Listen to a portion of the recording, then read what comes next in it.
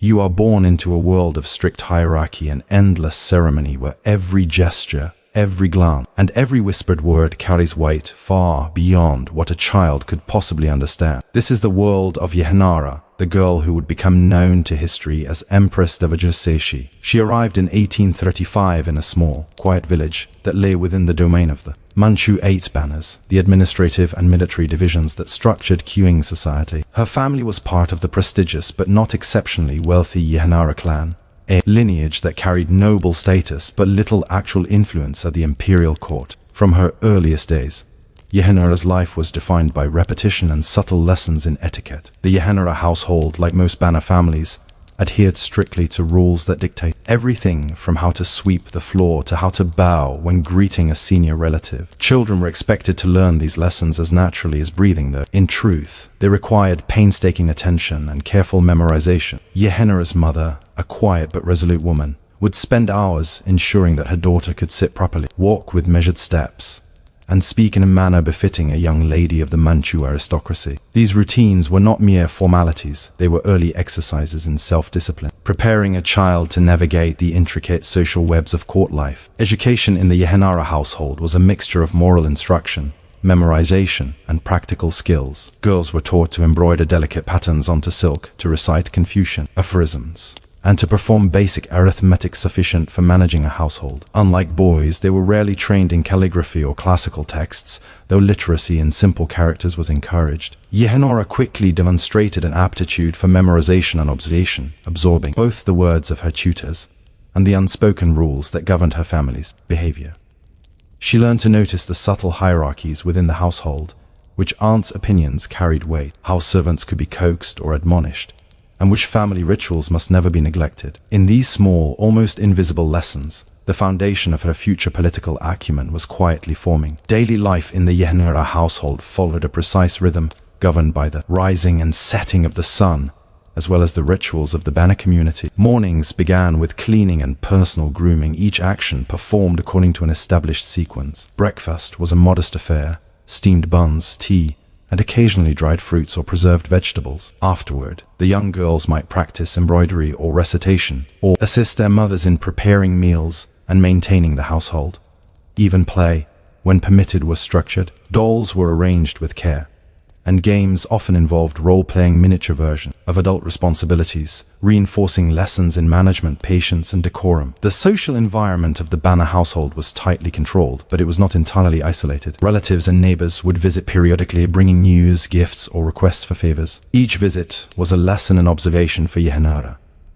She learned how to read expressions, how to respond with measured courtesy, and how to subtly assert herself without attracting reprimand. It was a delicate dance, a constant negotiation of status and propriety that would later serve her well in the imperial palace, where the stakes were infinitely higher. Yet, despite this disciplined environment, childhood in the Yehenara family was not devoid of hardship. Food shortages were not uncommon, particularly in the lean years that sometimes afflicted the Banner households. Illnesses, minor injuries, and the harsh northern winters imposed their own burdens. Yehenara, like other children of her class, was expected to endure discomfort silently, to show resilience rather than complaint. Stories circulated of ancestors who had overcome greater hardships, and these tales were often recounted to the children as moral exemplars. It was understood that patience and stoicism were not merely virtues but essential survival skills. In a world governed by hierarchy, duty, and the unpredictable favor of those above you, at the age of 7 or 8, Yehenara began to sense the broader ambitions of her family. The Qing Dynasty was still strong, yet the palace was distant and largely inscrutable. Families like hers were perpetually alert for opportunities to elevate their status. Marriages and consort placements were strategic decisions, often determined by the chance to align with influential families or attract the attention of palace officials. Yehenara's father, aware of his daughter's beauty, intelligence, and composure, quietly nurtured the idea that she might one day enter the Forbidden City. It was a subtle, almost invisible pressure. She was being prepared not merely to live but to be chosen. At this young age, she was already learning the art of presentation, the careful tilt of her head, the controlled inflection of her voice,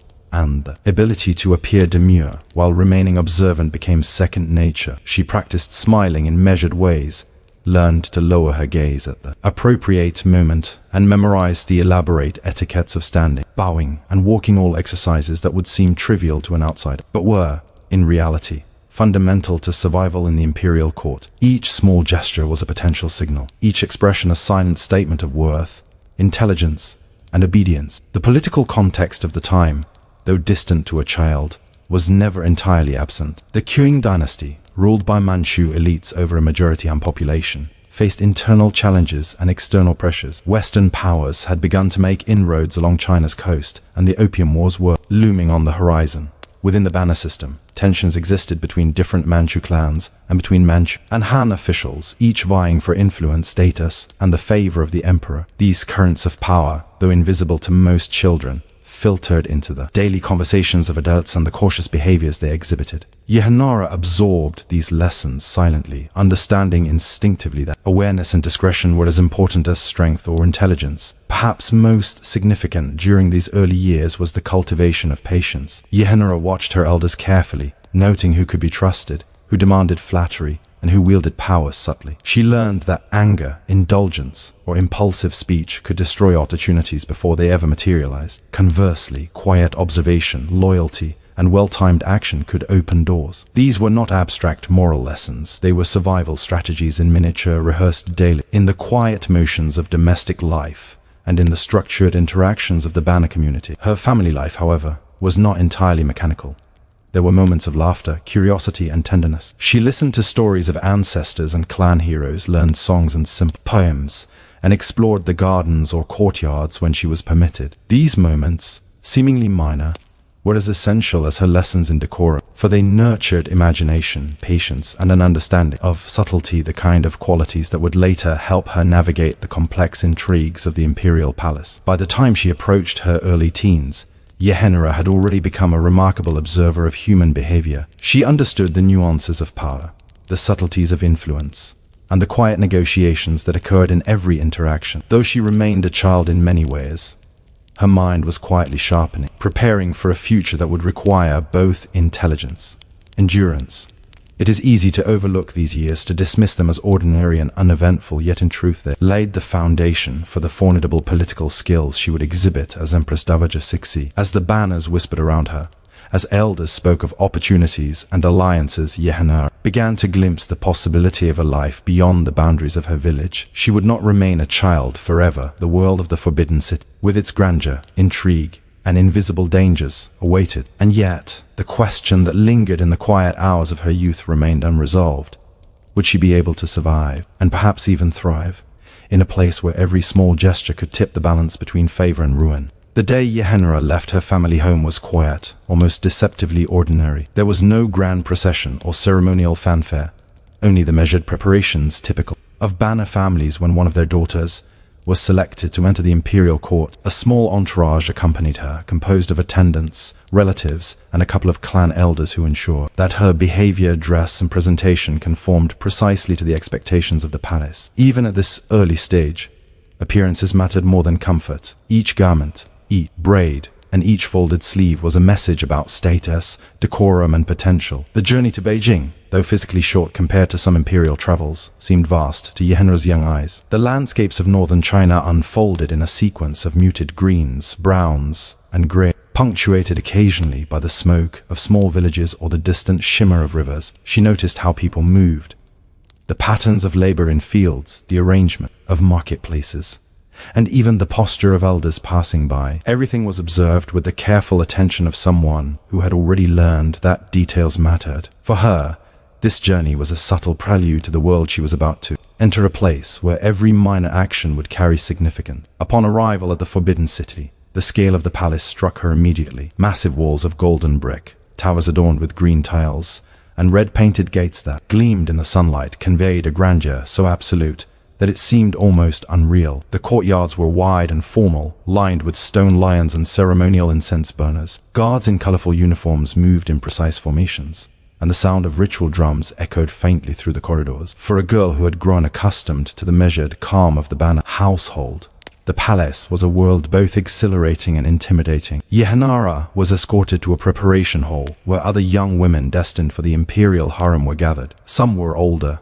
some younger. All were meticulously groomed, their clothing elaborate and delicate, their hair arranged in complex braids and coils. There was a silent tension among them, a mixture of curiosity, apprehension, and the quiet calculation of who might earn favor. Though they were all officially equals in terms of court hierarchy, the subtle difference in beauty, composure, and demeanor created invisible divisions almost immediately. Yehanara, aware of her own modest but notable presence, observed silently, noting who spoke too quickly, who remained composed, and who seemed acutely aware of the eyes of officials moving among them. Training in courtly behavior began almost immediately. Palace officials and senior women in the harem instructed the girls in every detail of etiquette, how to curtsy, how to address different ranks of eunuchs and concubines, how to move through corridors without appearing clumsy or distracted. Meals were served in silence, with strict attention to the proper handling of utensils and the correct order in which to eat. Even rest periods were timed, with instructions on posture and behavior during sleep. Every hour was regimented, every action observed, and every small misstep noted. Yehanara adapted quickly, using her memory, observation, and natural composure to navigate the unspoken rules that governed daily life. Life within the Forbidden City was regimented not only by etiquette, but by subtle competition. The emperor, though distant, represented both danger and opportunity. Each girl understood, even if unconsciously, that her future depended on drawing attention in a careful, controlled manner. Personal qualities, beauty, charm, intelligence were important, but so too were patience, discretion, and the ability to endure discomfort without complaint. Yehanara, remembering the lessons of her youth, approached this world with quiet attentiveness. She was observant of alliances forming among the young women, cautious of sudden bursts of emotion, and attentive to the moods of those in positions of authority. Food, while often lavish in appearance, was meticulously measured. Meals consisted of rice, vegetables, occasionally meat, and an assortment of condiments arranged according to tradition. The presentation mattered as much as the taste. Yehanara quickly learned that eating too eagerly, too slowly, or with the wrong expression could signal disrespect or worse, incompetence. Similarly, personal grooming was ongoing. Hair had to remain perfectly styled, skin clean and free of blemish, and nails trimmed and neat. Clothing, embroidered with intricate patterns of flowers, birds, or dragons, had to be adjusted daily. In a world where details signaled status and potential, sloppiness was equivalent to failure. Even recreation was regimented. Girls were taught music, calligraphy, and painting, each practice observed by senior palace women who judged skill, diligence, and composure. These skills were not simply artistic, they were demonstrations of discipline, patience, and refinement. A poorly drawn character, a note sung out of tune, or a brushstroke considered awkward could influence how a girl was perceived, in subtle but lasting ways. Yehanara approached these exercises with seriousness, understanding that perfection was less important than consistent display of composure and effort. Yet, behind the routine, there existed subtle psychological pressure. The palace was not merely a place of training and beauty, it was a crucible of uncertainty. Girls were selected, dismissed, or elevated based on the emperor's favor, on palace intrigue, or on the subtle manipulation of senior women. Gossip moved like a quiet current, rumors often shaping destinies more than official orders. Yehanara, though young, began to sense the invisible rules that govern survival. Trust few, observe constantly, and maintain an appearance of composure even when fear or doubt pressed in. Amid the endless rituals, one event marked her early adaptation to palace life, the first inspection by a senior official responsible for selecting girls suitable for imperial favor. She was called forward, measured against dozens of others, her posture, gait, and facial expression scrutinized. Small gestures, slight tilts of the head, the manner in which her hands were folded, even the rhythm of her breathing were noted. Many girls faltered, unaware of the scrutiny or overwhelmed by nerves. Yehanara remained composed, projecting quiet confidence without arrogance, her observations of daily life in the Yehanara household now proving invaluable. This moment, seemingly minor, would later be remembered by palace insiders as the first indication of her potential to endure, adapt, and eventually wield influence. Over the months that followed, Yehanara's life settled into a rhythm dictated by palace hierarchy. Morning rituals, meals, training sessions, and inspections created a repetitive cycle that, while exhausting, taught endurance and patience. Alliances with other girls were tentative, often built on mutual observation and cautious trust. Small favors, discreet acts of politeness, or subtle displays of skill were ways to gain temporary advantage or curry favor with senior women. Through these small, careful maneuvers, Yehenara began to establish a reputation for composure, diligence, and quiet intelligence, qualities that would draw attention without inviting jealousy or overt rivalry. Yet, the palace remained an unpredictable environment. Political currents from beyond its walls affected the court in indirect ways. Rumors of unrest or reform filtering into conversations, sometimes whispered, sometimes merely inferred. Each day required not only obedience but awareness, and Yehenara, now approaching her mid-teens, had to balance attention to minutiae with an understanding of the larger forces shaping her destiny. The lessons of observation, patience, and subtle negotiation from her youth were no longer optional. They were survival skills in a place where a single misstep could have lasting consequences. And so, as months passed and seasons changed within the forbidden citadel, Yehenara transformed from a child of the Banner household into a young woman attuned to the rhythms, rules, and invisible hierarchies of imperial life. The challenges she faced were subtle and slow-moving, almost imperceptible in the daily repetition, yet they prepared her for opportunities and crises that lay ahead. It is tempting to think of this stage of life as merely preparatory, but in truth, these years forged the habits, skills, and instincts that would later allow her to navigate intrigue, assert influence, and survive in one of the most constrained and perilous environments imaginable. And yet, even as she adapted and excelled in this regimented world, one question lingered quietly in her mind. When the moment arrived to attract the emperor's favor, would she be noticed? And if she were, could she endure the pressures that came with such attention? Or would the very skills that had sustained her in the palace's quiet corners prove insufficient in the face of power, jealousy, and expectation? The day Yehenara was summoned to the emperor's presence was marked by an almost surreal combination of preparation, ritual, and silent anticipation. Though many girls in the palace had reached this stage, few understood the gravity of what lay ahead. Selection as a concubine, or potentially more, was not merely an honor.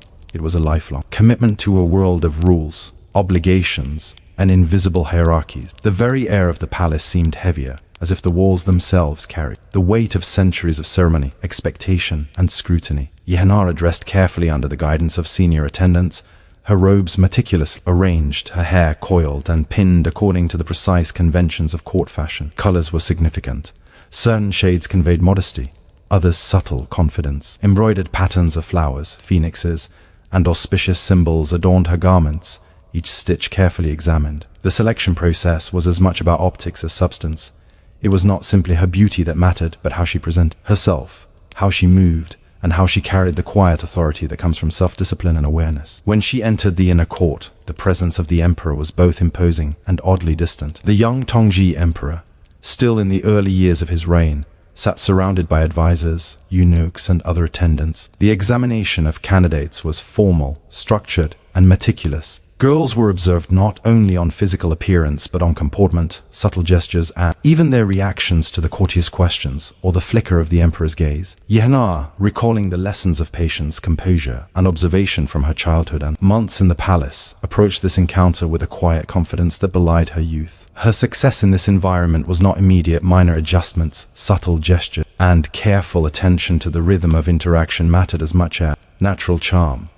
Yet Yehenara's ability to maintain calm, to measure her words and expression, and to observe the nuances of others' behavior set her apart. When the selection was finally made, she was chosen not only for her appearance but for the subtle combination of intelligence, patience, and adaptability that she had cultivated over years of disciplined preparation. This selection marked the beginning of her formal ascent within the imperial hierarchy. The early months following her selection were filled with rigorous training and the delicate navigation of palace life. From a new perspective, she was now a concubine of the emperor, yet her status was neither permanent nor secure. Senior concubines, palace elders, and eunuchs all watched her closely, assessing her suitability, temperament, and potential influence. Each day presented a series of small challenges.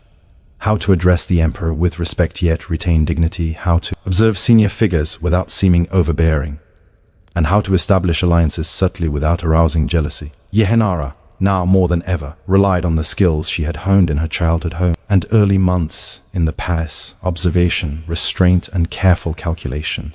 Her ability to adapt quickly became apparent. She noted the preferences of the emperor, his favorite foods, his moods during certain hours, and the subtle gestures that indicated approval or displeasure. She learned which senior women could be trusted for advice, which palace factions were dangerous, and which courtiers wielded influence invisibly yet decisively. Every interaction, no matter how minor, was a lesson in politics. Yehenara's acute attention to these details allowed her to navigate complex social dynamics with grace, avoiding conflict while quietly building her reputation for reliability and composure. The daily routines of the palace continued, but now they were overlaid with the delicate intricacies of concubine life. Meals, with the emperor, were formal and precise, each dish presented in a specific order, each gesture scrutinized. Entertainment involved music, poetry, and conversation, all of which demanded attentiveness and skill. Public rituals, from morning ceremonies to seasonal festivals, required a careful balance of visibility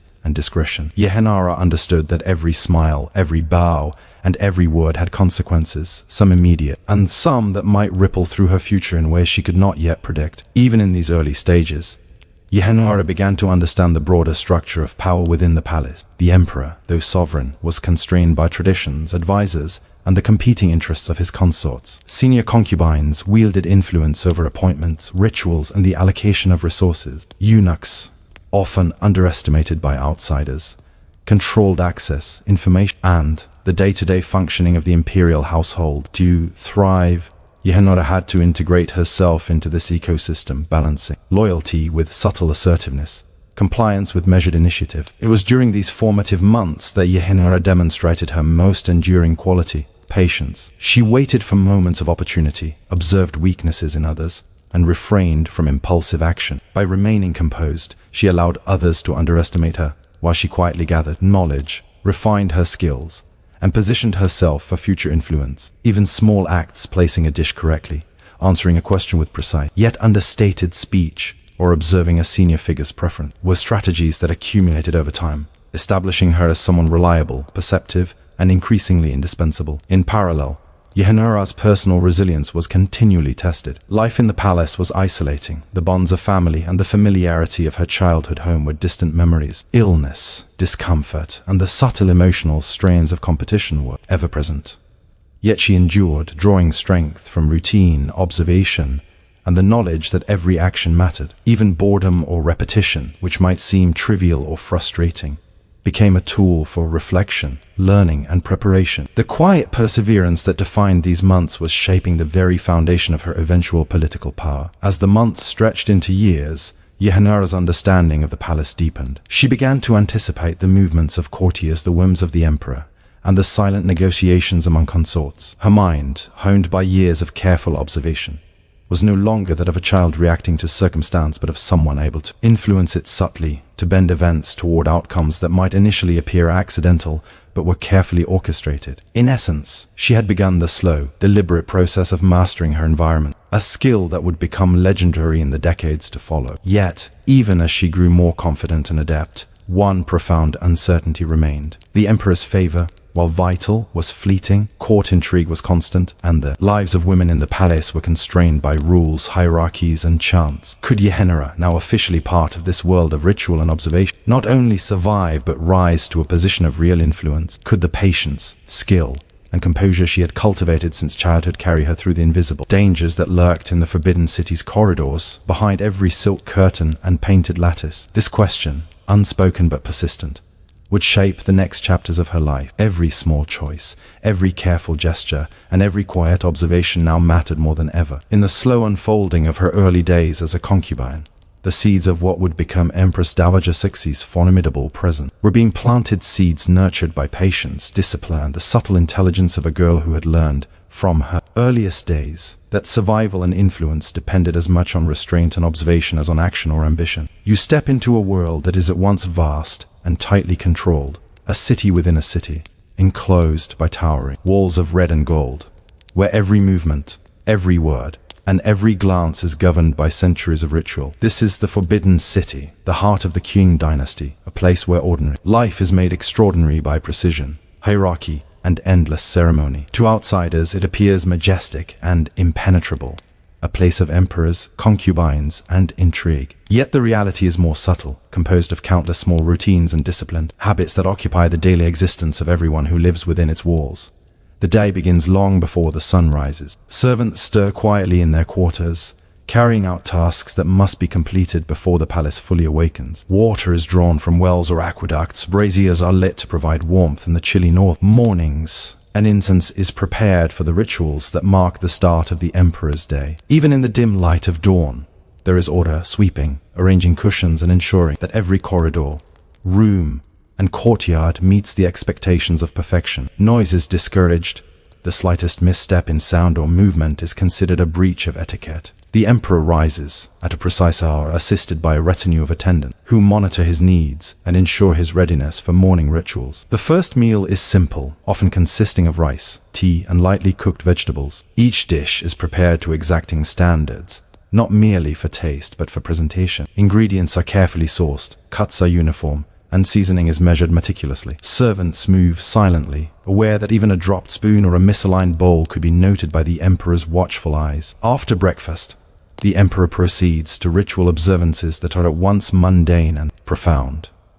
Daily prayers, offerings, and ceremonial bows follow a strict sequence designed to reinforce cosmic harmony, filial piety, and the authority of the dynasty. The emperor is assisted by advisors, eunuchs, and senior concubines, each playing a role in maintaining the ritual's precision. For the emperor, these ceremonies serve both spiritual and political functions, asserting legitimacy and control over a vast empire. For those watching or assisting, they are exercises in observation, obedience, and subtle navigation of hierarchy. The concubines and women of the court, including newly arrived girls like Yehenara, follow their own routines structured around appearances, etiquette training, and the cultivation of skills deemed suitable for imperial favor. Music, poetry, painting, calligraphy, and embroidery occupy much of their day, yet these artistic pursuits are far from leisurely. Every note, brushstroke, and stitch is observed, evaluated, and remembered. Errors, hesitation, or visible fatigue can carry social consequence. Excellence or composure can earn favor, trust, or advancement. Meals for the women follow strict schedules,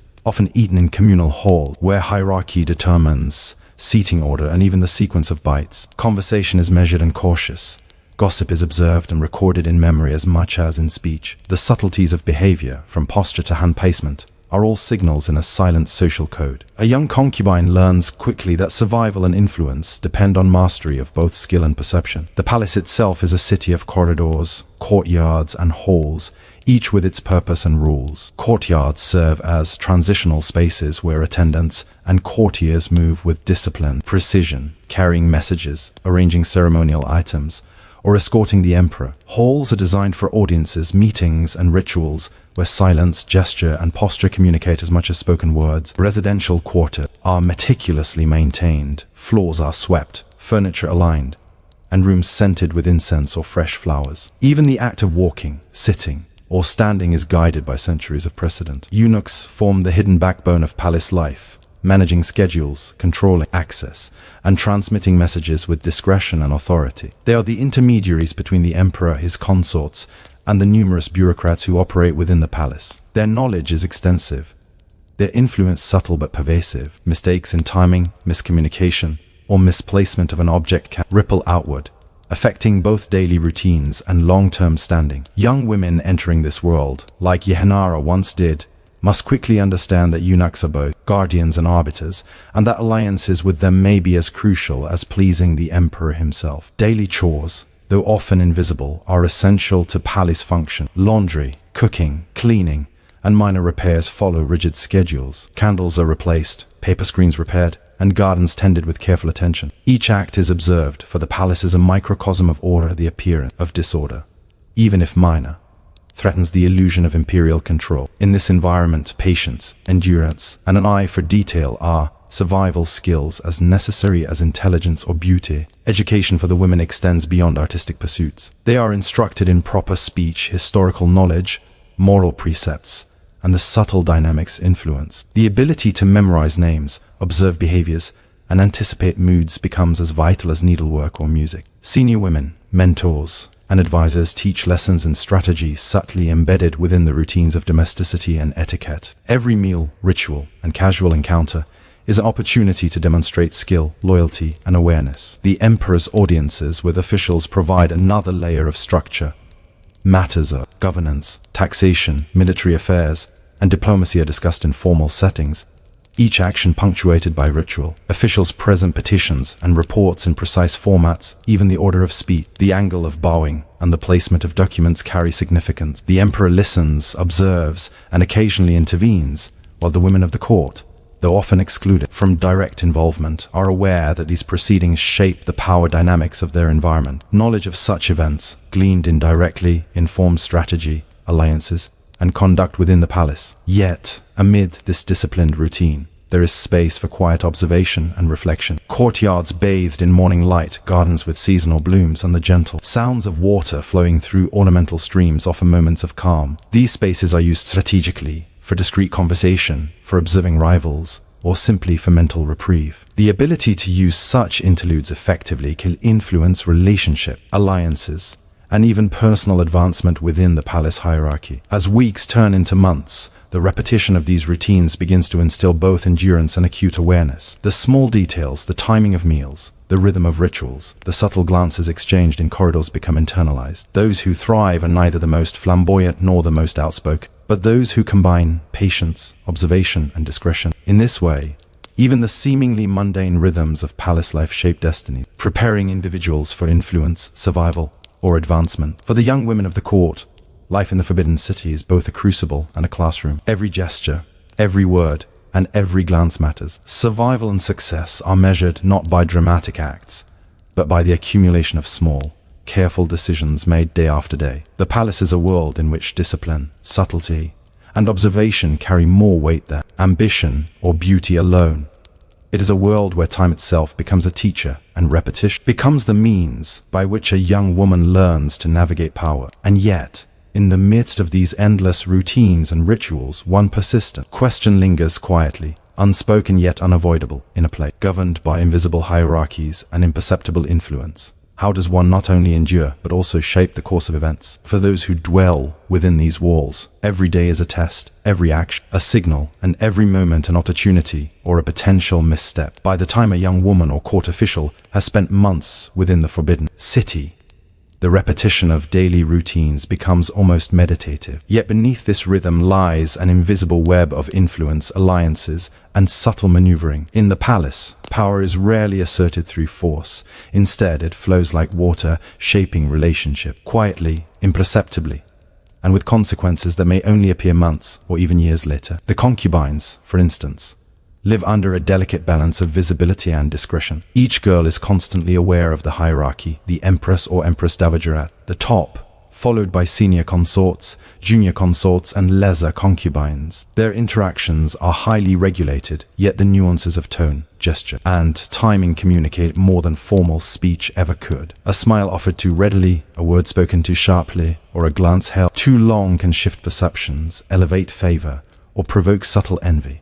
In this world, observation becomes as vital as obedience. The eunuchs, often underestimated by outsiders, operate as the palace's nervous system. They control information flow, manage the emperor's schedule, and oversee the logistical machinery that keeps the Forbidden City functioning. A well-placed word to a trusted eunuch can carry more weight than a formal petition, while missteps in addressing them may lead to delays, embarrassment, or missed opportunities.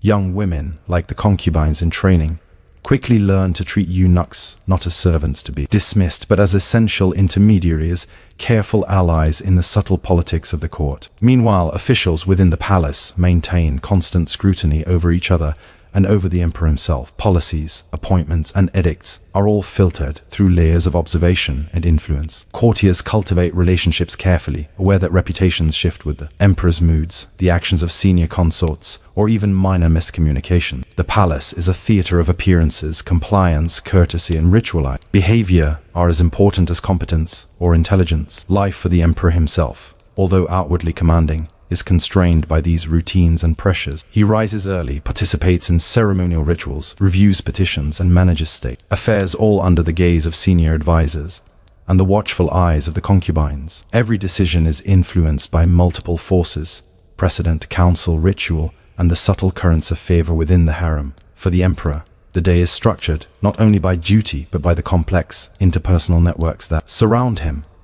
networks that can elevate or undermine his authority with almost imperceptible shifts. The routines for concubines are similarly intricate. Mornings are often spent preparing for audiences or lessons, ensuring that attire, hair, and demeanor meet exacting standards. Music practice, poetry recitation, and calligraphy occupy large portions of the day, each activity observed for precision, patience, and composure. Even meals are carefully managed, the sequence of dishes, the order of eating, and the proper manner of cutting and consuming food are all monitored, subtly signaling the discipline and refinement expected within the imperial household. In addition to these formalized routines, informal observation is constant.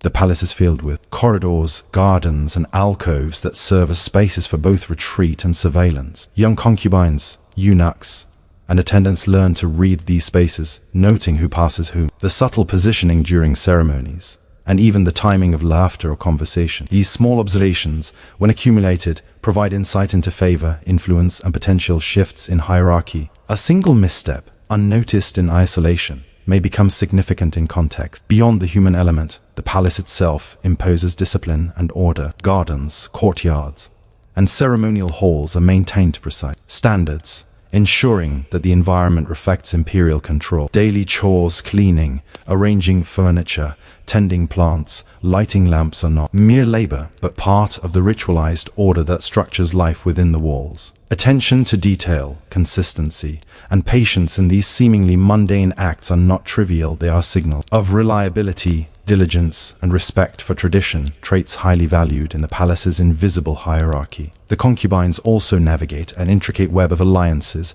and rivalries. Senior women offer guidance, mentorship, or criticism, often simultaneously. Relationships are carefully managed. Favor must be cultivated without appearing opportunistic, loyalty demonstrated without vulnerability. Alliances are forged in shared observation, quiet gestures, and subtle support during ceremonies or informal moments. For a young concubine, survival depends on recognizing these patterns and respond appropriately. An art that blends intuition, patience, and strategy. Eunuchs, for their part, act as both observers and enforcers. Their influence extends far beyond their apparent station. They monitor conduct, relay information, and sometimes even manipulate outcomes subtly. A concubine who fails to notice the dynamics among eunuchs risks missing crucial opportunities to gain favor or avoid embarrassment. Conversely, a keen understanding of their roles allows a young woman to navigate palace life with greater security, leveraging relationships quietly to her advantage. The emperor's attention is the ultimate arbiter of influence, yet even his favor is mediated by ritual, timing, and interpretation. Moments of attention may be fleeting, a brief smile, or a word in passing carrying far-reaching significance. Young women learn that these gestures are to be interpreted carefully, weighed against broader patterns of behavior, and acted upon with patience. Impatience, visible eagerness, or hasty gestures can undermine favor, while composure, subtlety, and strategic observation can consolidate influence over time. Through this constant interplay of observation, routine, and subtle maneuvering, the palace trains those who dwell within it to endure and adapt. Time, repetition, and careful attention to detail shape not only behavior but perception. Life within the Forbidden City is both constraining and instructive. Every task, from sweeping floors to reciting poetry, contributes to the accumulation of knowledge, skill, and influence. Those who master these small, disciplined acts find themselves better positioned to navigate the larger currents of palace politics and imperial decision-making. Yet, even with the accumulation of such knowledge and skill, one truth remains inescapable: the palace is unpredictable. Alliances shift, moods change, and influence is always provisional. The very routines that cultivate skill and patience also expose individuals to new risks, as the smallest lapse can be magnified in a web of observation and expectation. In such a place, endurance is inseparable from awareness, and even the most disciplined and intelligent resident must constantly negotiate the unseen forces that shape her daily existence. And so, as the days unfold in the rhythm of ceremony, practice, and observation, question remains quietly pressing. In a palace where every gesture carries weight, where influence is subtle and ever-shifting, how does one identify the precise moment to act, to assert oneself, or to seek favor without misjudging the invisible currents that govern all? By the time a newcomer has spent several years within the Forbidden City, the palace's routines are no longer merely daily rituals. They become instruments of power. Each step in a courtyard, each folded robe, each polite greeting, or observed silence accumulates significance. The palace is a living organism of relationships, hierarchies, and invisible influence, and those who thrive are the ones who have learned to read it like a map. For the concubines, survival depends as much on strategy as on appearance. Senior consorts and the Empress herself are both mentors and competitors. Alliances are formed and broken quietly, based on subtle gestures and shared understanding of palace politics. To gain favor, or even simply to avoid offense, one must navigate this intricate web with skill. A minor act of kindness to a senior consort, a discreet compliment, or careful adherence to ritual can mark the difference between temporary oversight and lasting recognition. Eunuchs, often overlooked by outsiders, are indispensable in this subtle negotiation of influence. They control access,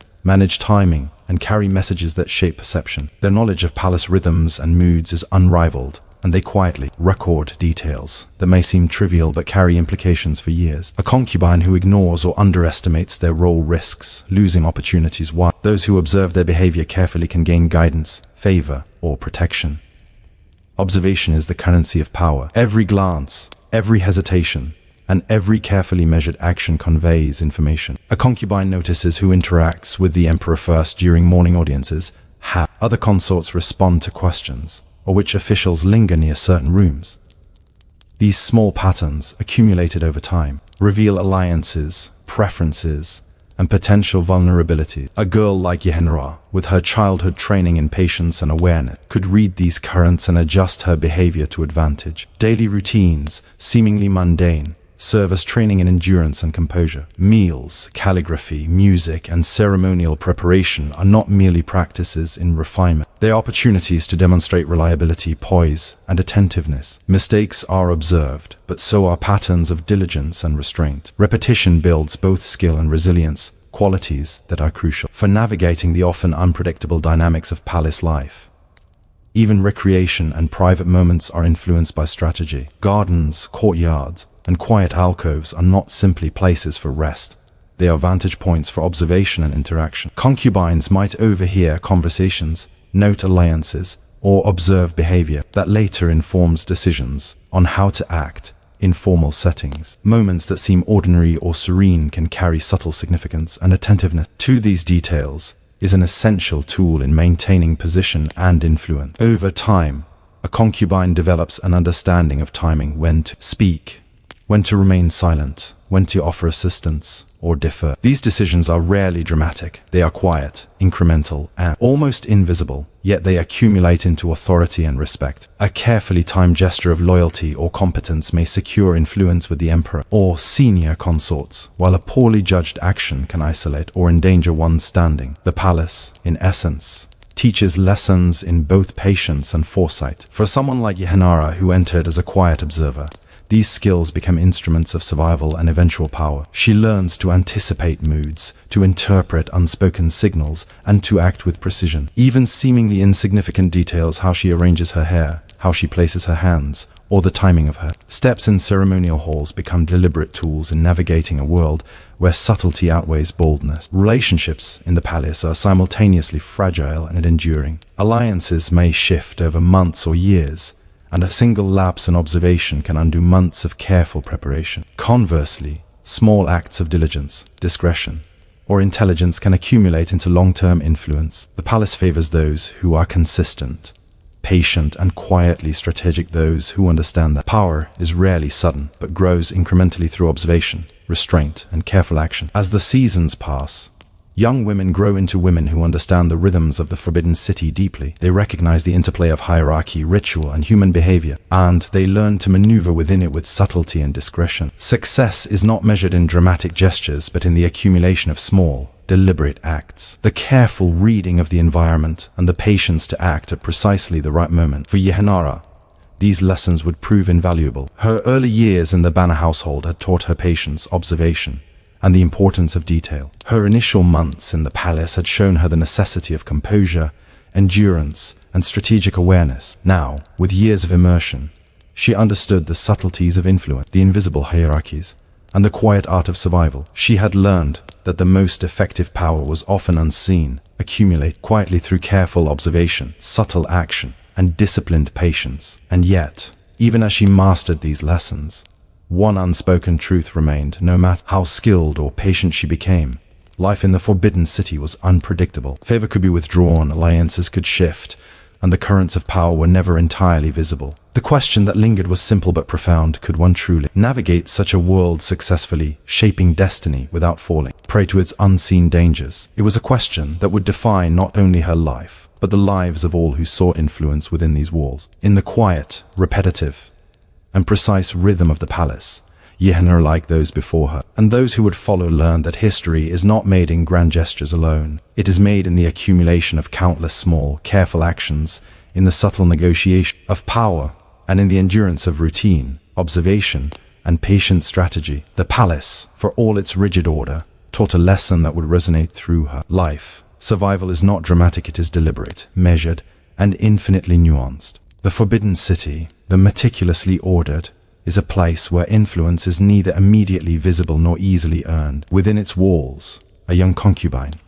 Survival depends not on outward power, but on quiet strategy, observation, and timing. For Yehenara, now beginning her years as a favored consort of the emperor, the world of court politics revealed itself slowly, like a tapestry in which each thread carries subtle weight. Her introduction to this world came not through grand events but through small, almost imperceptible lessons. A casual conversation overheard in a hallway, the timing of an elder consort, smile, or the way an official subtly deferred to a particular eunuchal became data points in a growing map of palace dynamics. Yehenara learned to catalogue these observations, to anticipate moods, and to adjust her behavior accordingly. The palace was a constant school of social intelligence, and she, already accustomed to disciplined learning from childhood, absorbed its lessons with quiet diligence. Daily routines, which might seem monotonous to an outsider, were in fact opportunities to navigate alliances and assert subtle influence. Music lessons, calligraphy practice, and embroidery sessions were punctuated by observation. Who approached whom, how attentions shifted, and which small favors were granted or withheld. Favor could be won or lost in these micro-moments. And Cixi, even in her early years, recognized that the accumulation of small, precise actions could tip the balance of perception in her favor. The emperor's attention, while vital, was mediated by a network of advisors, consorts, and eunuchs. Each had a role in shaping access and information. Senior consorts, sometimes skilled in strategy and sometimes driven by ambition, were both mentors and competitors. Eunuchs controlled access, schedules, and often the flow of subtle intelligence. Even minor courtiers could influence perceptions, either by observation, commentary, or inadvertent disclosure.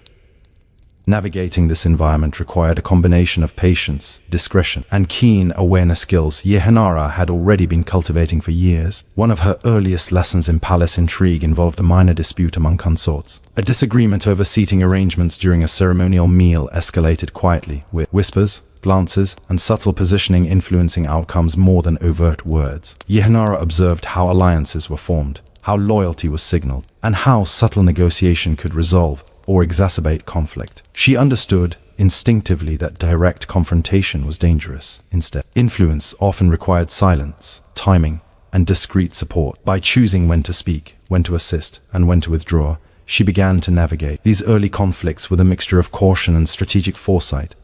Observation extended to the emperor himself. His moods, preferences, and habits were studied carefully. The slightest change in tone or expression could indicate approval, dissatisfaction, or shifting interest. For a concubine, understanding these signals was crucial. Gestures of composure, attentiveness, or adaptability could earn favor, while misreading subtle cues could have consequences. Yehenara applied her lifelong discipline to this task, transforming the patience and attention to detail cultivated in her youth into practical tools for influence. Even routine tasks carried political weight. Meals, grooming, participation in ceremonial rituals, and interactions with attendants all became exercises in strategic behavior. A correctly folded robe, a precise bow, or timely assistance during a ritual could signal competence, loyalty, and reliability. Conversely, minor errors, hesitation, or misjudged speech could be noted and later used to justify censure or exclusion. The palace, in this sense, was both a school and a crucible, shaping young women into figures capable of navigating its complex social terrain. Cixi also learned that alliances were not formed solely through visible gestures. Subtler means were equally important. Shared observation, quiet support during difficult moments, and discreet attention to the preferences of powerful figures all contributed to social positioning. For instance, noting the emperor's favorite foods, music preferences, or conversational topics allowed a concubine to align herself with his inclinations, subtly increasing favor without overt manipulation. Similarly, recognizing the priorities and concerns of senior consorts enabled her to position herself as reliable, useful, and unthreatening, a combination that, over time, would enhance her standing. The flow of information, both formal and informal, became a tool for influence. Eunuchs, minor attendants, and even casual observers served as conduit of knowledge about moods, alliances, and potential conflicts. Understanding whom to trust, whom to observe, and whom to avoid became an essential skill. A misstep, sharing too much, speaking too quickly, or appearing presumptuous could alter perceptions irrevocably. Conversely,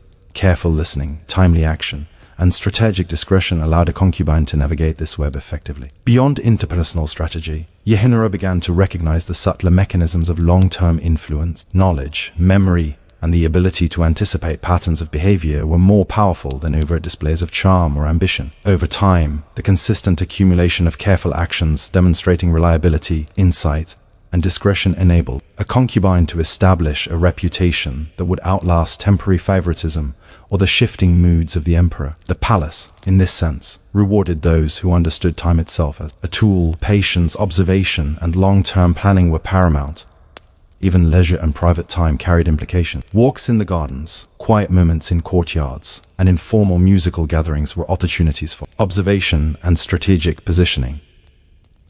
Yehenara learned to use these moments to understand relationships, assess the disposition of others, and reinforce alliances quietly. The palace environment, though tightly controlled, offered spaces in which subtle influence could be exercised without overt confrontation, a lesson that would shape her approach to power throughout her life. In these early years of ascent, Yehenara also observed the precariousness of influence. Rivalries, jealousy, and shifting allegiances were constant. A favored position could vanish with a minor misstep. Alliances could dissolve as quickly as they formed. Success required not only skill and composure, but the continual reassessment of relationships and circumstances. Awareness, patience, and adaptability became the most valuable tools in this subtle contest of influence. By the end of her early years navigating court life, Yehenara had already begun to establish the foundation of her future power. She understood that influence within the Forbidden City was rarely sudden or dramatic. It accumulated quietly through meticulous observation, disciplined behavior,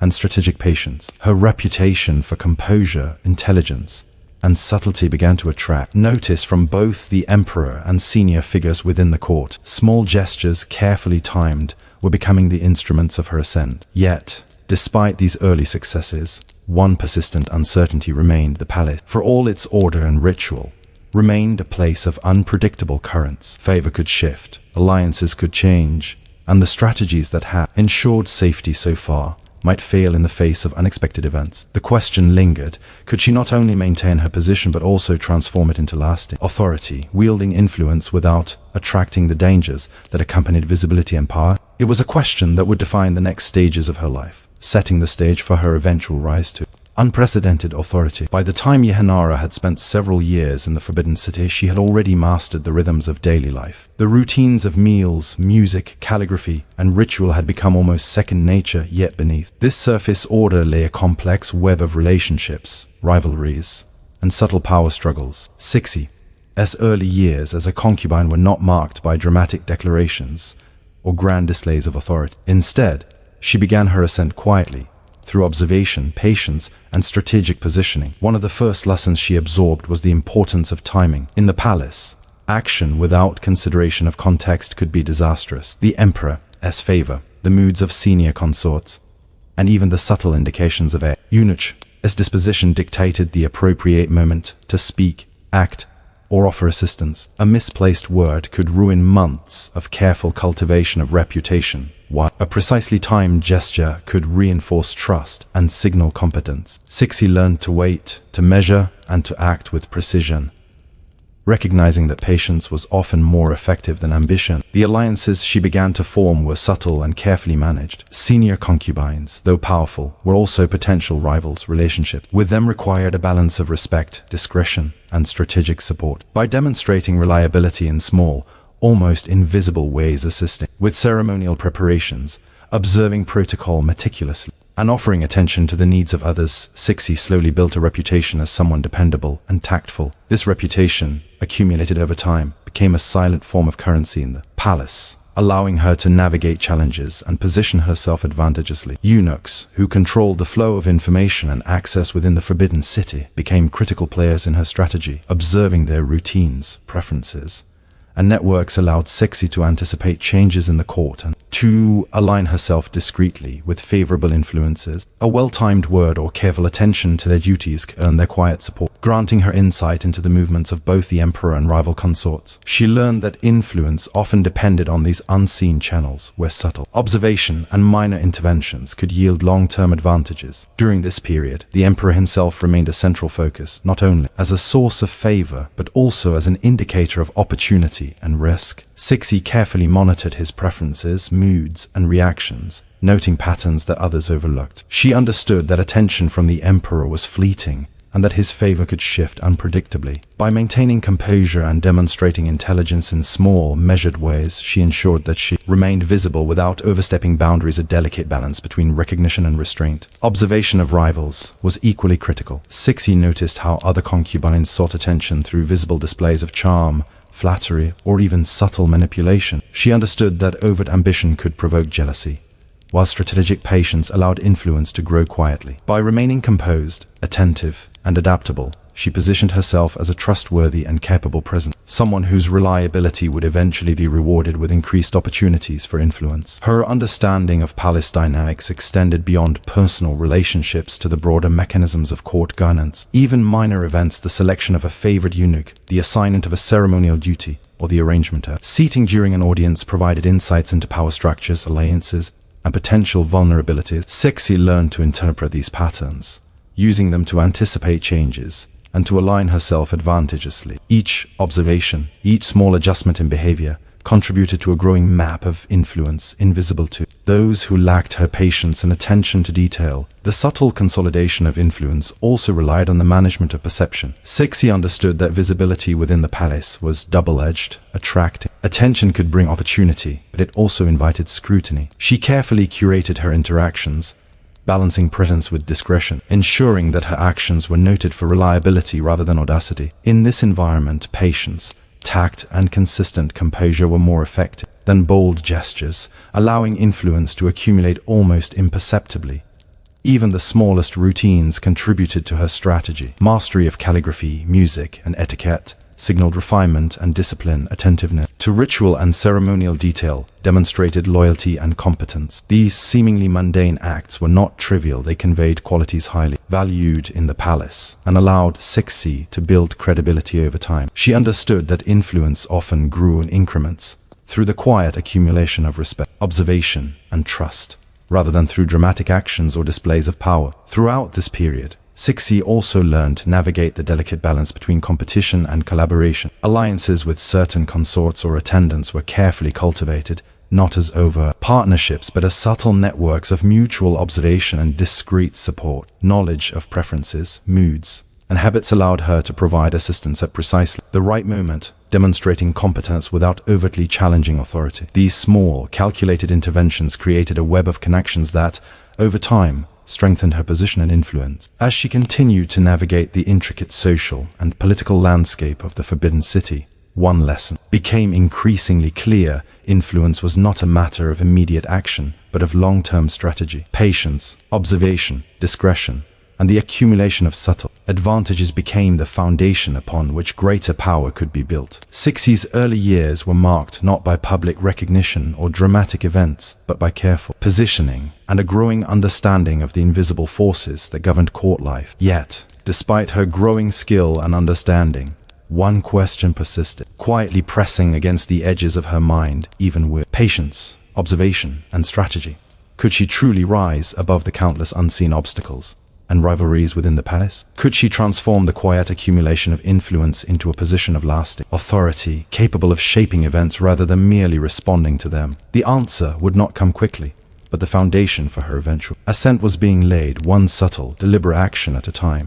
By the time Yehenora, later known as Cixi, had spent nearly a decade within the Forbidden City, she had transformed from a young concubine into a figure quietly attuned to the intricate patterns of palace politics. Every gesture, glance, and act of composure had been honed through years of patient observation. The palace, with its rigid rituals and invisible hierarchies, was a crucible in which she had learned to survive, adapt, and influence without overtly challenging authority. Her growing influence rested on several key principles: observation, discretion, and timing. She had learned to read both people and circumstances with precision. The emperor's moods, preferences, and inclinations were no longer mysterious. They could be anticipated, navigated, and subtly guided. Senior consorts and attendants were studied, their alliances noted, their behaviors interpreted, and their strengths or weaknesses understood. Even minor events, the sequence of a ceremonial procession, the seating arrangement at a banquet, or the placement of a favored dish provided insights into influence, favor, and opportunity. Cixi's mastery of patience became her greatest tool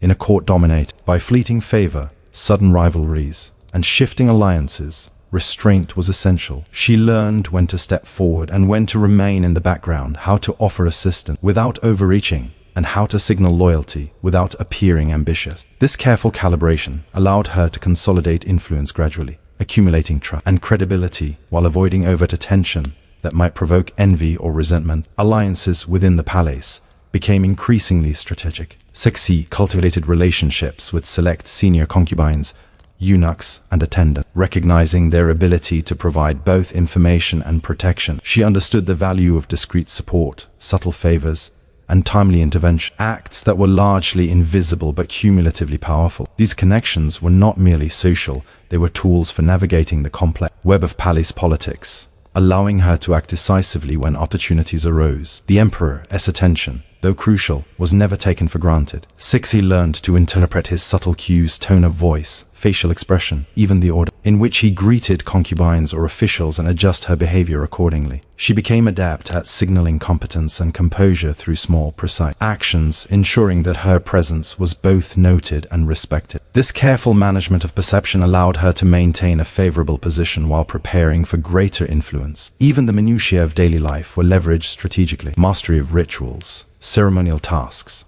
and artistic pursuits signaled refinement, reliability, and intelligence. By excelling in these areas, Cixi reinforced her reputation as a disciplined and capable presence within the palace. Small gestures, arranging objects, anticipating needs, or assisting in ceremonies became instruments of influence, demonstrating her understanding of the palace as invisible rules and hierarchies. Rivalries, though subtle, were constant. Other concubines sought favor through charm, flattery, or minor intrigues, testing the patience and composure of those around them.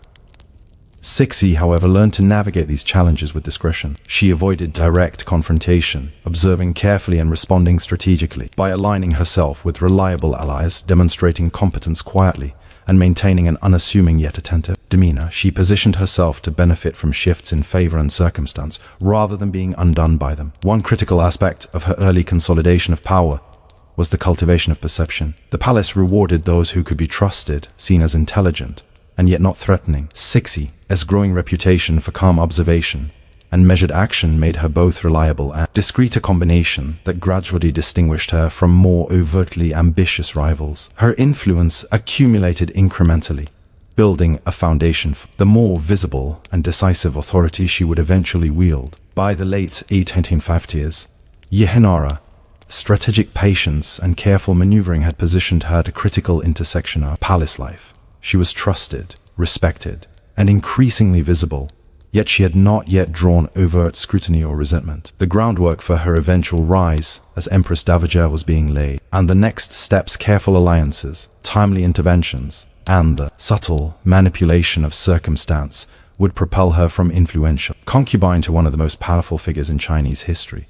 Yet, even at this stage, uncertainty persisted. The palace was a place of perpetual flux, where favor could vanish as quickly as it appeared, and unseen forces could alter outcomes in unpredictable ways. Cixi's challenge was not merely to maintain her position, but to transform subtle influence into lasting authority, a task that required patience, intelligence, and foresight. The question remained: could she convert these years of discipline, observation, and careful maneuvering into the kind of power that would allow her to shape the dynasty itself? This question, hanging quietly in the corridors of the Forbidden City, would drive the next chapter of her life. The accumulation of knowledge, the cultivation of alliances, and the mastery of subtle influence had prepared her for opportunity. Now, the stage was set for Yehanara to begin the delicate and decisive work of consolidating real political power, a process that would eventually elevate her to a position few women in history have held, shaping not only the imperial court but the future of China itself. The Forbidden City, with all its rigid rituals and invisible hierarchies, is a place where sudden change ripples through every corridor and courtyard.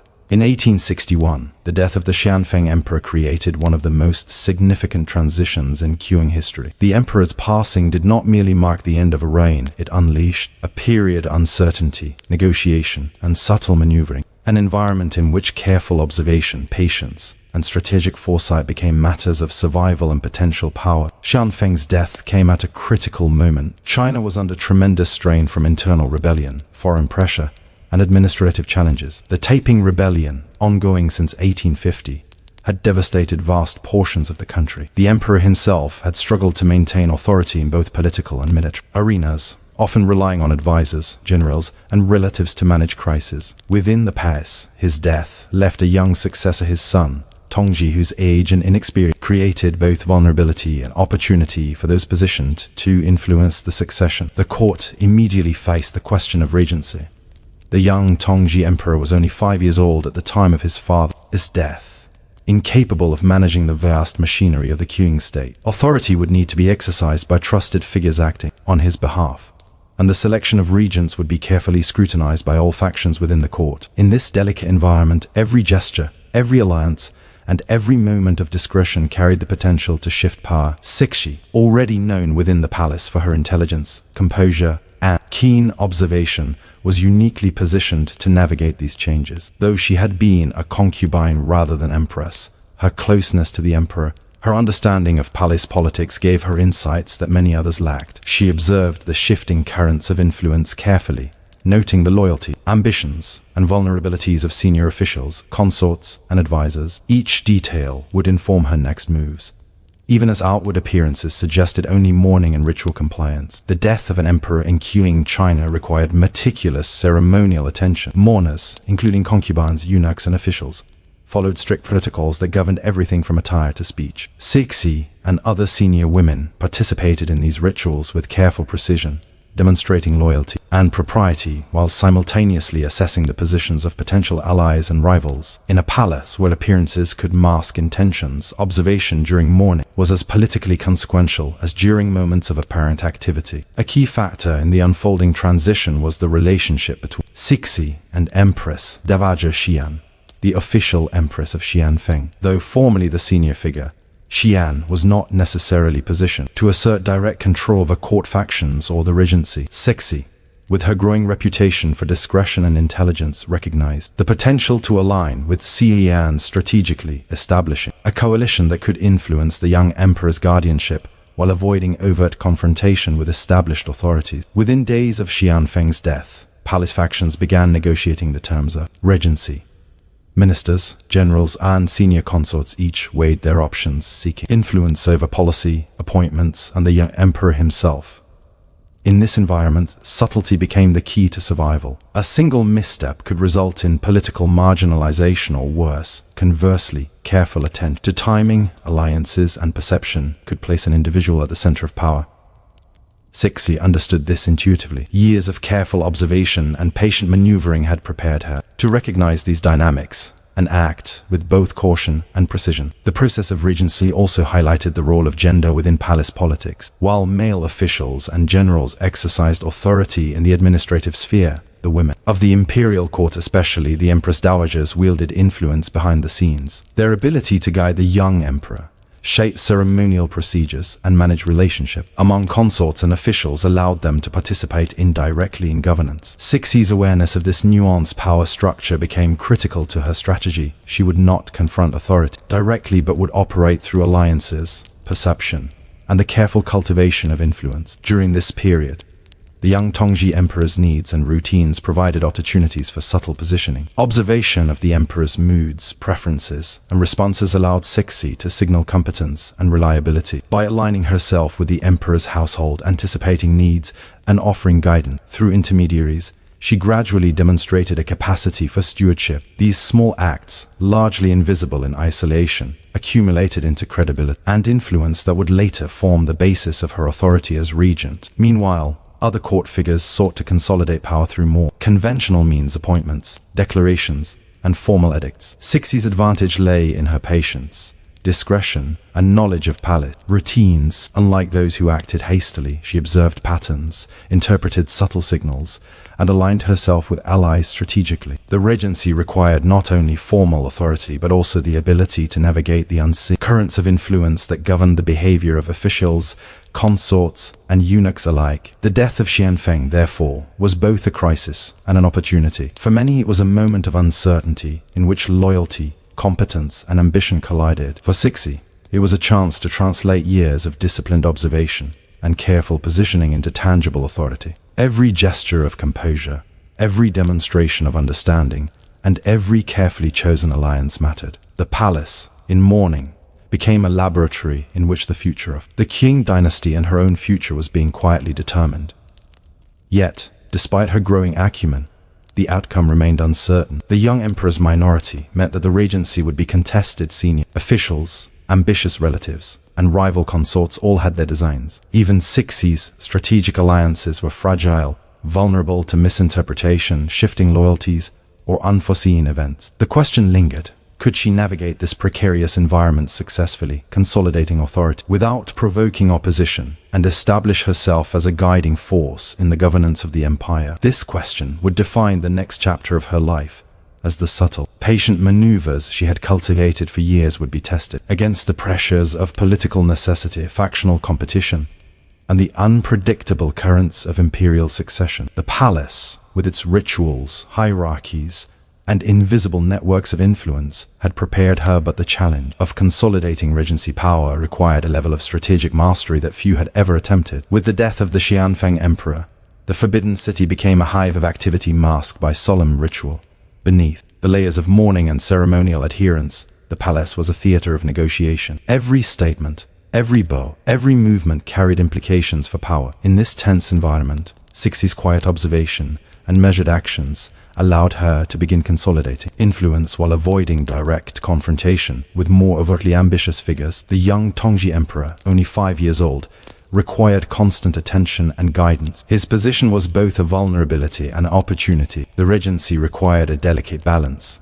Officials and senior figures wanted to ensure stability, yet each also hoped to gain influence over appointments, policy decisions, and ceremonial authority. Cixi understood that her own influence would not come from overt command but from positioning herself as indispensable to the emperor's guardianship. By demonstrating competence, foresight, and loyalty, she could quietly guide decisions while minimizing visible opposition. One of her first strategic moves was to establish an alliance with Empress Cixi. As the official empress, had seniority but was cautious in asserting authority. Cixi's skill lay in presenting herself not as a rival but as a collaborator, someone whose judgment and loyalty could complement Xian's own position. Their shared interest in ensuring the young emperor's security created a framework for cooperation. Together, they formed a coalition that could balance the ambitions of officials, generals, and other consorts, without appearing to dominate the regency overtly. Cixi's growing influence also relied on her ability to navigate the bureaucracy of the Qing court. Officials, many of whom had served the late emperor,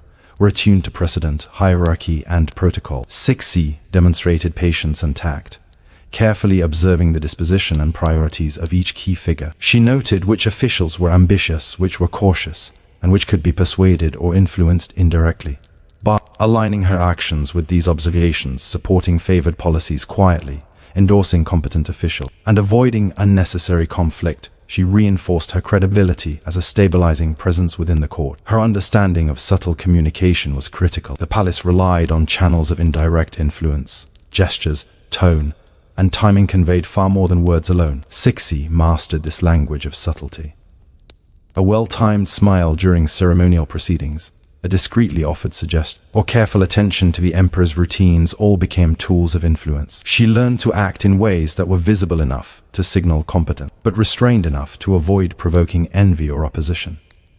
At the same time, Cixi had to manage rivalries within the court. Senior officials, ministers, and other consorts often sought to assert influence aggressively, either through formal petitions, behind-the-scenes maneuvering, or subtle manipulation of the emperor. By observing patterns of allegiance and dissent, Cixi was able to anticipate moves, position allies strategically, and intervene indirectly when necessary. These interventions were rarely dramatic. They were small, almost invisible, but cumulative in effect. Each measured act contributed to her emerging authority. The young emperor's household provided another avenue for influence. Tongji's caregivers, attendants, and tutors were key intermediaries in his daily life. Cixi's attentiveness to their routines, preferences, and perspectives allowed her to shape interactions subtly, ensuring that she remained a trusted figure in the boy's upbringing. By demonstrating competence in matters as mundane as scheduling, education, and ritual observance, she reinforced her indispensable position, consolidating both authority and loyalty among those closest to the emperor. Cixi's growing power also depended on understanding the broader political landscape.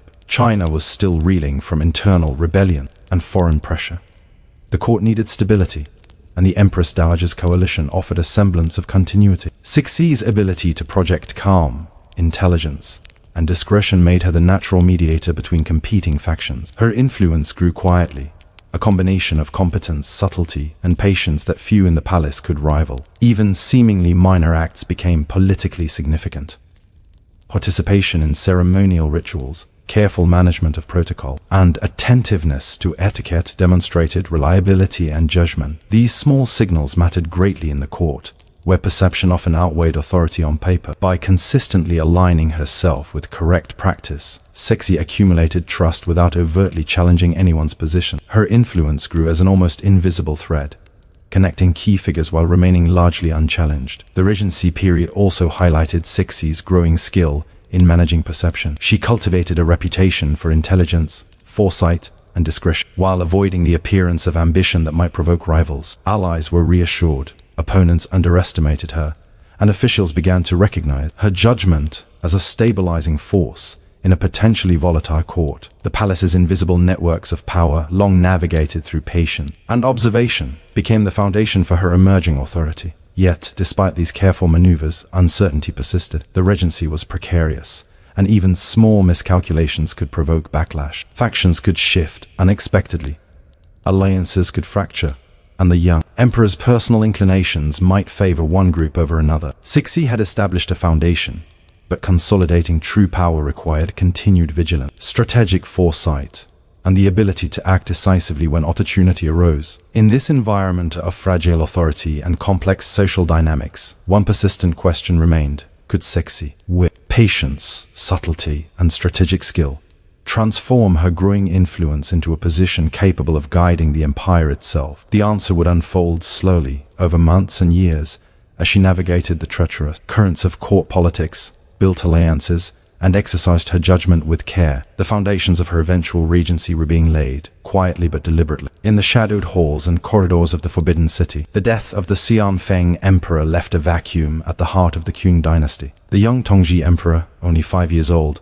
could not exercise authority independently, and the regency became a contested space where influence and control were exercised indirectly through alliances, strategic observation, and careful negotiation. For Cixi, the months following the emperor's death marked a critical period, the transition from a favored concubine to a decisive political actor, quietly shaping the future of the empire. Her first step was the formal alliance with Empress Dowager Xian. By presenting herself as a collaborator rather than a competitor, Cixi secured a position within a dual regency that allowed both women to guide the young emperor. Their coalition, though subtle in its operation, provided a united front against ambitious officials, factional disputes, and potential rivals among the consorts. The strength of this partnership lay in perception.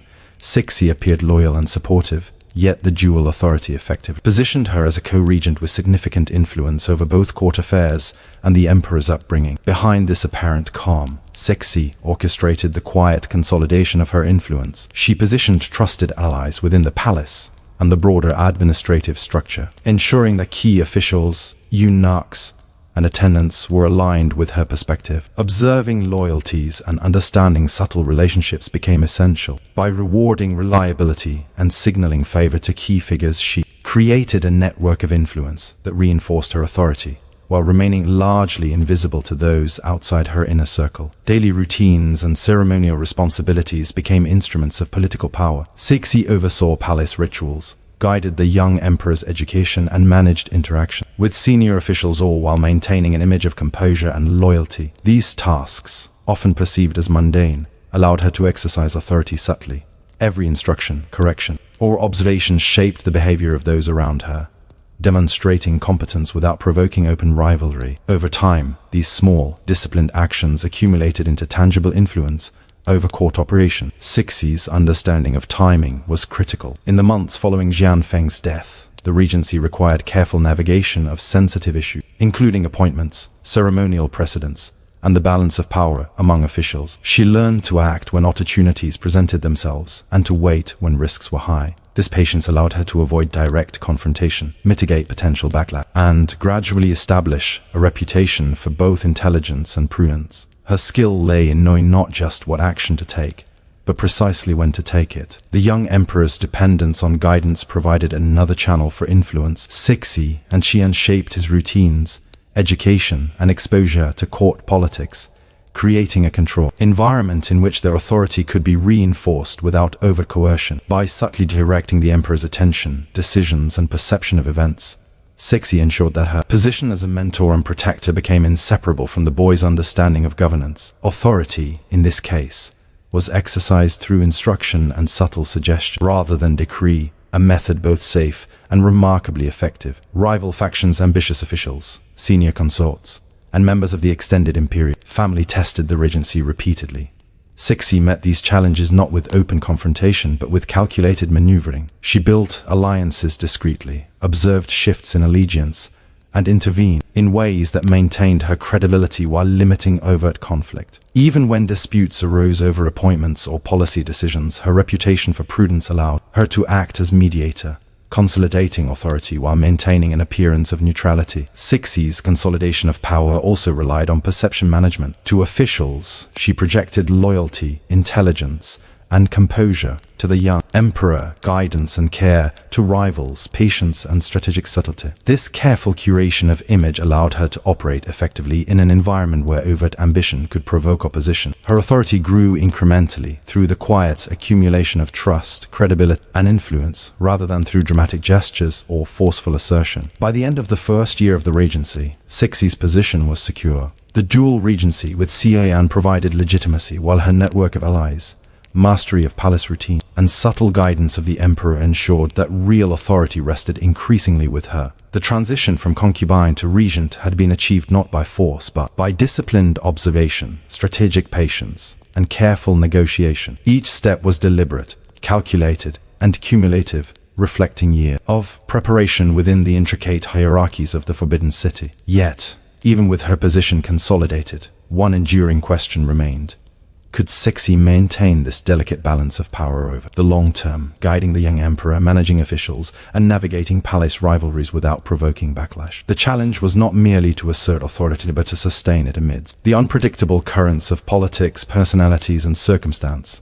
The success of her regency would depend on her ability to continue exercising influence quietly, decisively, and with the strategic subtlety that had defined her rise from concubine to co-regent. In these early months, the foundations of Cixi's enduring power were laid. The skills she had cultivated, observation, patience, discretion, strategic timing, and subtle negotiation, transformed from survival tools into instruments of governance. The palace, with its rituals, hierarchies, and unseen networks of influence, had prepared her for this moment. Now Cixi stood at the threshold of authority, poised to shape not only the young emperor's reign, but the course of Qing China itself. The death of the Xianfeng emperor left the Qing Dynasty in a state of delicate imbalance. A 5-year-old emperor, Tongzhi, now occupied the dragon throne, yet his youth rendered him incapable of exercising authority. In this vulnerable interregnum, the regency became the true locus of power, and the Empress Dowagers Cixi and Qian were charged with guiding the young monarch through the labyrinth of court politics,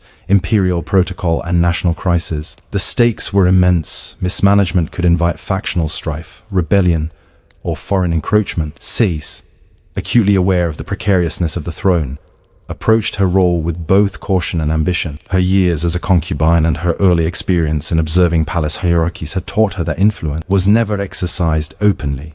It accumulated quietly through perception, reliability, and careful intervention. Now, as a co-regent, she faced the more complex challenge of converting subtle influence into legitimate authority, while avoiding the dangers inherent in a court rife with competing factions and personal ambition. The young emperor's minority created immediate administrative challenges. Senior officials, accustomed to direct imperial oversight, had to reconcile their authority with the guidance of the empress dowagers. Ministers and generals each had their own agendas. Some sought to consolidate personal power, others to implement policy reform, and still others to manipulate the young emperor's tutelage to their advantage. Cixi quickly realized that success required managing these interests delicately, ensuring loyalty without provoking overt opposition. Daily palace life became both a stage and a laboratory for influence. Every ceremonial act, audience, or routine task offered an opportunity to assert authority subtly. Cixi oversaw the young emperor's education, guiding his exposure to officials, rituals, and the principles of governance. By controlling these interactions, she not only shaped the emperor's understanding of authority but also positioned herself as indispensable to his development. Even minor tasks, timing his lessons, arranging audiences, or overseeing ceremonial observances, carried weighty political implications. Observation remained central to her strategy. Cixi monitored officials' behavior, noting both overt actions and subtle cues of loyalty or dissent. She tracked alliances, measured temperament, and assessed which factions could be guided, which could be neutralized, and which posed the greatest threats to her authority. Every small act, whether a bow in ceremony, the presentation of a petition, or a private exchange in the palace, provided critical information for navigating the regency's complexities. The dual nature of the regency Cixi, alongside Xian, required careful management of internal dynamics. Although they shared formal authority, their relationship was shaped by personal temperament, perception, and political strategy. Cixi learned to operate in ways that reinforced their partnership publicly while subtly positioning herself as the more decisive and capable figure behind the throne. This delicate balance required patience, discretion, and strategic foresight, ensuring that her influence grew without provoking jealousy or suspicion. External pressures compounded the challenges of the regency. China remained unstable, with remnants of the Taiping rebellion threatening regional control and foreign powers pressing economic and territorial demands. These crises underscored the importance of internal cohesion. The young emperor's legitimacy needed to be projected convincingly, and the regency had to demonstrate competence. Cixi's growing understanding of both palace dynamics and statecraft allowed her to navigate the pressures, ensuring that the court maintained a semblance of authority even amidst uncertainty. Rival factions tested the Empress Dowagers repeatedly. Officials sought to influence policy, manipulate appointments, and assert dominance in ways that could destabilize the delicate balance of power. Cixi responded not with overt confrontation, but through careful mediation, strategic alliances, and subtle interventions. She ensured that her actions reinforced stability while consolidating authority, demonstrating competence and foresight without appearing aggressive. Her influence, therefore, grew almost imperceptibly but steadily. Even the young emperor's personal development played a role in her strategy. By subtly guiding his education, observing his behavior, and shaping his interactions with ministers and consorts, Cixi ensured that loyalty and respect toward her were ingrained. Authority was exercised indirectly, through the boy's perception of competence and guidance rather than through formal decree. This method, honed through years of subtle positioning, allowed her to consolidate power without the overt exercise of force, preserving legitimacy while securing practical control. During this period, routine palace activities, audiences, ceremonies, meals, and the management of attendants became tools of governance. Cixi's attentiveness to detail, her understanding of protocol, and her ability to anticipate the reactions of officials and courtiers enabled her to manage both the young emperor and the broader court with remarkable subtlety. Influence accumulated not through dramatic acts, but through careful observation, disciplined execution of responsibilities, and the strategic use of perception. By the end of these early months of Tongji's minority, Cixi had established herself as a stabilizing force within the court. Her combination of patience, strategic foresight, and meticulous attention to detail allowed her to navigate complex interpersonal and political dynamics effectively. She had become indispensable to the functioning of the regency, a quiet power behind the throne whose authority was recognized, even if rarely challenged openly. Yet uncertainty persisted. Factional ambitions, external pressures, and the unpredictability of a young emperor's development posed continual threats. The critical question remained: could Cixi not only maintain control over the regency but also expand her influence into a lasting authority capable of guiding the empire itself? The answer would unfold in the delicate, patient, and strategic maneuvers that characterized the next phase of her rule. The early years of Tongji's minority were a delicate balancing act for the Empress Dowagers. For Cixi, the regency was not simply about supervising a child emperor.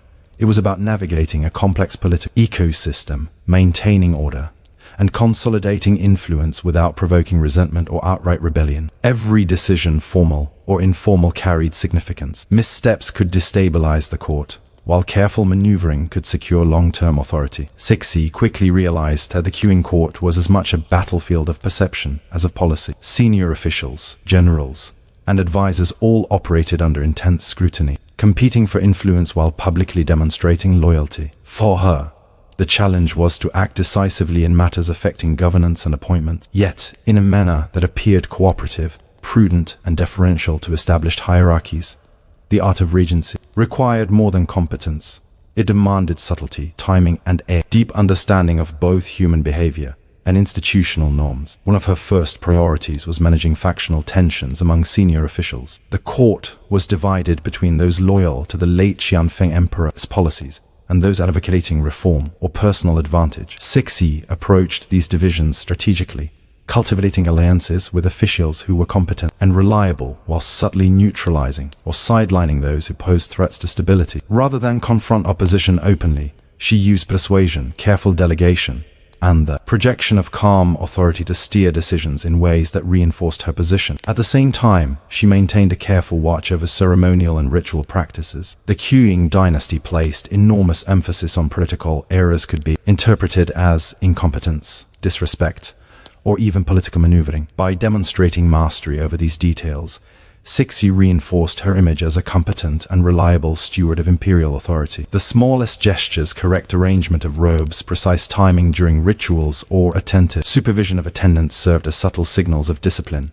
intelligence, and authority. Over time, these cumulative impressions strengthened her credibility with both officials and the young emperor. Tongji's upbringing was another arena of influence. The young emperor was a conduit through which power could be exercised indirectly. Cixi ensured that he observed her competence and relied on her guidance, subtly reinforcing her authority without overt coercion. She oversaw his education, exposure to officials, and involvement in ceremonial duties, shaping his perception of leadership and his understanding of hierarchy. Through these interactions, she embedded a sense of loyalty and trust, which would later prove invaluable when he assumed more visible power. Cixi also had to manage her relationship with Empress Dowager Qian. Though they shared formal authority, the two women had different temperaments and strategies. Cixi recognized the importance of projecting cooperation publicly while asserting subtle influence behind the scenes. By aligning with Xian when necessary and taking initiative quietly, she positioned herself as the more decisive and politically agile of the two,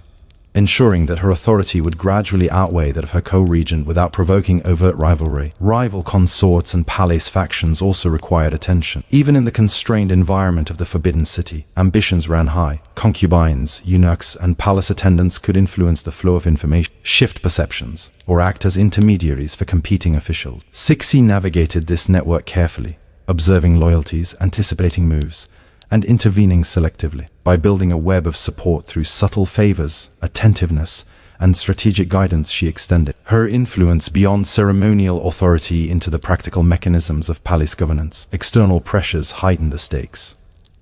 The Qing Dynasty was still recovering from internal rebellion and facing foreign encroachment, making administrative competence crucial. Officials expected guidance, and the young emperor's legitimacy had to be protected. Cixi's careful orchestration of appointments, policy oversight, and ceremonial supervision projected stability, even amid uncertainty. Her ability to combine observation, subtle intervention, and disciplined execution of responsibilities gradually established her as the linchpin of the regency. Even small, routine actions reinforced her authority. Correctly managing audiences, supervising palace staff, and attending to ceremonial duties all contributed to an impression of competence. Officials and courtiers noticed these patterns, recognizing her as a reliable and intelligent presence. But cultivating this perception over time, Cixi solidified influence without the need for dramatic displays of power, a hallmark of her strategic approach throughout the regency. By the end of the early years of Tongji's minority, Cixi's position was secure yet still dependent on careful management. She had demonstrated competence, cultivated loyalty, neutralized potential threats, and subtly guided the young emperor's development. Her authority was now both recognized and respected, though largely exercised behind the scenes. She had transitioned from co-regent to the central figure of influence within the court, setting the stage for even more decisive consolidation of power. Yet even as her influence solidified, uncertainty remained. Factional ambitions, the unpredictability of the emperor's behavior, and ongoing internal and external pressures meant that stability was fragile. The critical question lingered. Could Cixi convert her behind-the-scenes authority into lasting control, guiding both the young emperor and the empire, while navigating the unpredictable currents of court politics? The answer would unfold through a combination of strategy, foresight, and the careful timing of decisive action. By the time Tongji reached the early years of his minority, Cixi had transformed from a co-regent, navigating subtle palace currents, into the central figure of authority within the Forbidden City. Her mastery of observation, discretion, and timing had allowed her to consolidate power behind the throne, guiding not only the young emperor, but also the court officials, consorts, and eunuchs who surrounded him. Her influence was largely invisible but formidable, anchored in perception, competence, and carefully cultivated networks of loyalty. One of her first major strategies involved neutralizing potential rivals within the court. Senior officials and ministers, ambitious and accustomed to asserting authority, were carefully observed. Cixi identified which individuals could be persuaded, which needed to be restrained, and which posed genuine threats to stability. Rather than confront opposition openly, she leveraged alliances, subtle persuasion, and strategic delegation to shape outcomes in her favor. The cumulative effect of these actions gradually established her as the arbiter of authority, someone whose approval or disapproval carried weight, even without overt command. Her partnership with Empress Cixi remained critical. Though Qin held formal seniority, Cixi's decisiveness, political insight, and strategic acumen allowed her to emerge as the dominant influence in practice. Publicly, she projected loyalty and cooperation, ensuring that the dual regency maintained legitimacy and stability. Behind the scenes, however, she guided decisions, subtly influencing appointments, policies, and ceremonial arrangements. This dual approach allowed her to consolidate authority without provoking direct confrontation or factional backlash, a remarkable achievement in a court historically wary of overt ambition. Cixi's influence extended to the young emperor himself. Tongji's upbringing and education were meticulously managed, ensuring that he recognized her guidance and competence. She oversaw his lessons, rituals, and interactions with officials, embedding a sense of respect and reliance. Authority was exercised indirectly by shaping his perception and framing his understanding of governance. Cixi ensured that her role as mentor became inseparable from her role as regent. Her subtle guidance effectively molded the young emperor's approach to power long before he reached maturity. Administrative and ceremonial mastery further reinforced her position. Cixi maintained careful attention to protocol, palace routines, and official procedures. Minor errors or lapses could have undermined her authority, so every act, whether supervising ritual, attending to ceremonial arrangements, or managing palace staff, was executed with precision. The meticulousness created an aura of competence that strengthened her influence among officials and courtiers alike, projecting stability even amid the uncertainties of a child emperor's reign. Cixi's ability to read human behavior remained a cornerstone of her strategy. She observed officials, consorts, and attendants for subtle cues of loyalty, ambition, or dissent. Every gesture, expression, and interaction provided information that she could use to reinforce her authority. Those who demonstrated reliability and discretion were quietly rewarded. Those who posed potential threats were managed carefully, sometimes through indirect pressure, subtle rebukes, or reallocation of responsibility. In this way, the networks of influence she had cultivated became increasingly robust and effective. The political environment beyond the palace also demanded her attention. China faced continued internal unrest, the lingering effects of rebellion, and increasing pressure from foreign powers. Stability at the court was therefore not merely a matter of palace hierarchy, but of national survival. Cixi's strategic guidance of the regency ensured that the young emperor projected legitimacy, that officials remained aligned, and the administrative functions continued with minimal disruption. Her authority, though exercised subtly, had tangible consequences for the empire's governance. By the midpoint of Tongji's minority, Cixi had effectively become the central power behind the throne. She maintained the appearance of loyalty, cooperation, and measured restraint, while exercising decisive influence over appointments, ceremonies, and policy. Her network of allies, cultivated over years of observation and strategic intervention, reinforced her authority across both the palace and the bureaucracy. She had transformed subtle influence into practical control, demonstrating an extraordinary ability to navigate the complex interplay of personality, protocol, and politics. Yet even as her power solidified, the challenges of regency remained. Factional ambitions, the unpredictability of the young emperor's temperament, and external pressures meant that authority required continual vigilance. Cixi's long-term success depended not merely on consolidating power, but on sustaining it, managing shifting alliances, and exercising judgment in a world where missteps could have far-reaching consequences. The question was no longer whether she could wield authority, but whether she could maintain it over decades, while preserving stability and legitimacy. In these early years of the regency, Cixi demonstrated that real power often resides not in overt command but in subtle influence, strategic foresight, and disciplined execution. Her ability to read, anticipate, and guide both people and events transformed the regency from a fragile transitional arrangement into a foundation for long-term authority. The palace, with its rituals, hierarchies, and intricate network of human behavior, had been both a classroom and a proving ground. Cixi's mastery of these lessons would allow her to shape the Qing Dynasty for decades to come, leaving a legacy of both remarkable political skill and enduring controversy.